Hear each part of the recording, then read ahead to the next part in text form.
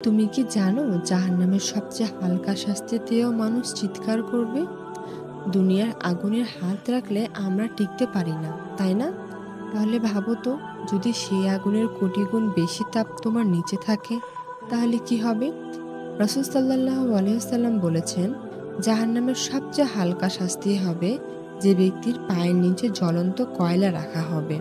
এতেই তার মগজ ফুটতে থাকবে। এই শাস্তি জাহান্নামের সবচেয়ে হালকা শাস্তি। তাহলে ভাবো তো, যে আগুনে মাথা পর্যন্ত ফুটে যাবে, তাহলে ভারী শাস্তি কেমন হতে পারে? সে মানুষ ভাববে, আমি বুঝি জাহান্নামের সবচেয়ে বড় শাস্তি পাচ্ছি।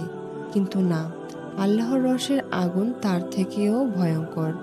এই শাস্তি শুধু তাদের জন্য যারা দুনিয়াতে নামাজ ছেড়েছে, গুনাহকে হালকা ভেবেছে আর তওবা করতে দেরি করেছে। কিন্তু এখনো সময় আছে।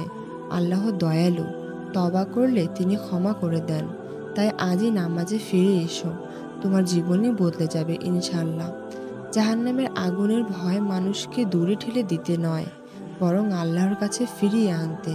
তার রহমতের দরজা সবসময় খোলা থাকে। প্রিয় দর্শক, যদি এই ভিডিওটি তোমার ভালো লেগে থাকে, তবে লাইক করো, শেয়ার করো এবং চ্যানেলটিতে সাবস্ক্রাইব করো, যাতে আমরা একসাথে জাহান্নাম থেকে বাঁচার পথ জানতে পারি।